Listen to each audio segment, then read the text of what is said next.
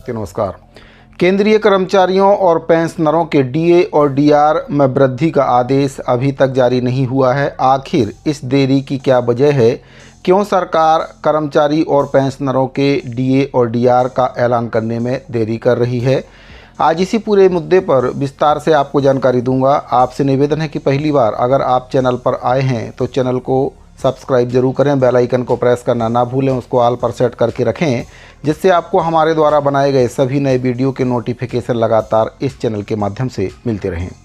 तो साथियों, जैसा कि आप सभी जानते हैं कि भारत सरकार अपने कर्मचारी और पेंशनरों के महंगाई भत्ते और महंगाई राहत में साल में 2 बार वृद्धि करती है, जिसको 1 जनवरी और 1 जुलाई से हर साल लागू किया जाता है।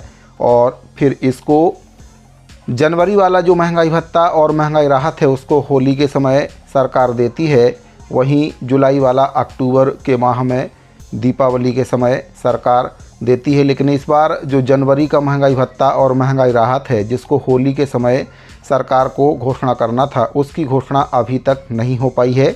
तो आखिर इस देरी की क्या वजह है और आखिर जो डीए और डीआर है सरकार उसकी घोषणा कब तक करेगी? कितने प्रतिशत महंगाई भत्ते में सरकार वृद्धि करने की घोषणा इस बार कर सकती है? पूरी ही जानकारी आपको इस वीडियो में मिल जाएगी। तो जो जानकारी प्राप्त हो रही है उसके अनुसार कर्मचारियों को और पेंशन भोगियों को जो महंगाई भत्ता और महंगाई राहत बढ़ाने का फैसला है अभी तक नहीं हुआ है। डीए बढ़ाने के फैसले में करीब 1 हफ्ते की देरी हो चुकी है। आपको बताना चाहूँगा कि 1 करोड़ से ज़्यादा सरकारी कर्मचारियों को होली से पहले डीए में इजाफे के फैसले का इंतजार था और इसके बाद खबर आई कि 19 मार्च को होने वाली केंद्रीय कैबिनेट की बैठक में कर्मचारियों को अच्छी खबर मिल सकती है। लेकिन 19 मार्च निकल चुका है और कर्मचारियों का जो इंतज़ार है वह ख़त्म होने का नाम नहीं ले रहा है, क्योंकि 19 मार्च को जो केंद्रीय कैबिनेट की बैठक हुई थी उसमें ना ही कर्मचारियों के डीए को लेकर कोई फैसला हुआ है और ना ही डीआर को लेकर। अब जो जानकारी प्राप्त हो रही है उसके अनुसार सरकार किसी भी समय इस फैसले का ऐलान कर सकती है। जो जानकारी प्राप्त हो रही है उसके अनुसार सरकारी प्रक्रिया और वित्तीय मंजूरियों की वजह से इस फैसले में देरी हुई है। आपको बताना चाहूँगा कि जो महंगाई भत्ता है उसको सरकार कैसे देती है, तो ये भत्ता सीधे कर्मचारी के मूल वेतन से जुड़ा होता है। साल में 2 बार इसको बढ़ाया जाता है। सरकार कर्मचारियों और पेंशन भोगियों पर मुद्रास्फीति के प्रभाव को कम करने के लिए डीए में हर वर्ष संशोधन करती है। मौजूदा केंद्र सरकार के कर्मचारियों और पेंशन भोगियों पर कॉस्ट ऑफ लिविंग एडजस्टमेंट के रूप में लागू होता है, जबकि निजी क्षेत्र के सरकारी कर्मचारियों को छोड़कर जो निजी क्षेत्र के कर्मचारी हैं आमतौर पर इसके हकदार भी नहीं होते हैं। सार्वजनिक क्षेत्र के उपक्रमों पीएसयूएस में काम करने वाले कर्मचारियों को भी महंगाई भत्ता मिलता है। आमतौर पर सरकारी जनवरी और जून के लिए डीए बढ़ोतरी की घोषणा होली से पहले और जुलाई दिसंबर के लिए दिवाली से पहले कर देती है। लेकिन इस बार जनवरी और जून 2025 के लिए जो बढ़ोतरी की घोषणा होली से पहले होनी थी उसको नहीं किया गया है। अब माना जा रहा है कि सरकार जल्दी ही इसमें 2% की बढ़ोतरी कर सकती है। 2% डीए और डीआर बढ़ने की संभावना बन रही है, जिससे डीए कर्मचारियों का 53% से बढ़कर 55% हो जाएगा।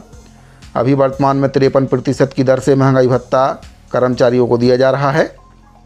जुलाई दिसंबर 2024 के लिए एआईसीपीआई का जो डाटा है उसके आधार पर डीए में 2% की वृद्धि होने की उम्मीद नज़र आ रही है। अब बात करते हैं कि जो फैसला है डीए बढ़ोतरी का आखिर वह कब आएगा। तो आपको बताना चाहूँगा कि ये फैसला पहले ही टाला जा चुका है, इसीलिए सरकार अगली कैबिनेट की बैठक में इसको मंजूरी दे सकती है, क्योंकि अभी तक जो भी कैबिनेट की बैठकें हुई हैं उसमें डीए और डीआर के फैसले को सरकार ने टाल दिया है।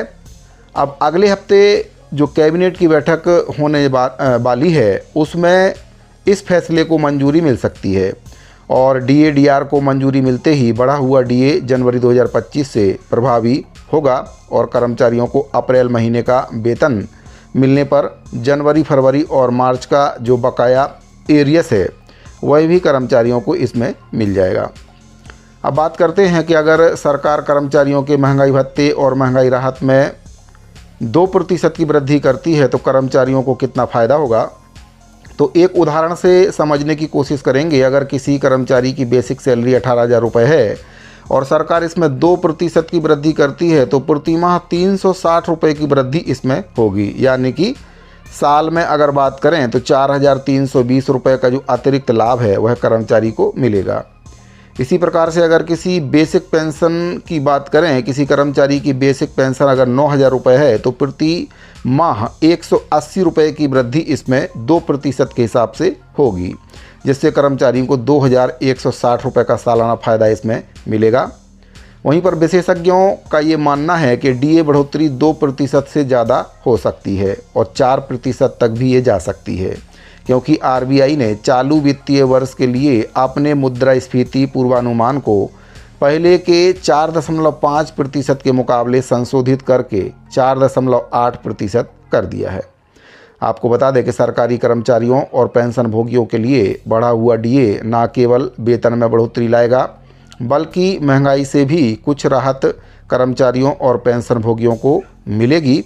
हालांकि इस बार बढ़ोतरी पिछले साल के मुकाबले कम रहने की संभावना बन रही है, जिससे कर्मचारियों की उम्मीदें थोड़ी सी कम हो सकती हैं।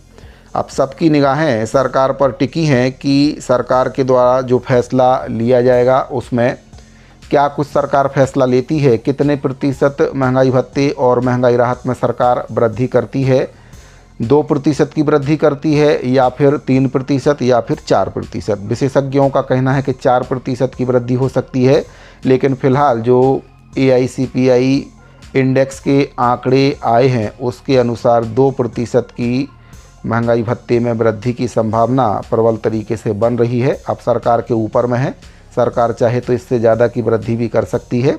फिलहाल अभी तक इस पर फैसला सरकार ने नहीं ले पाया है।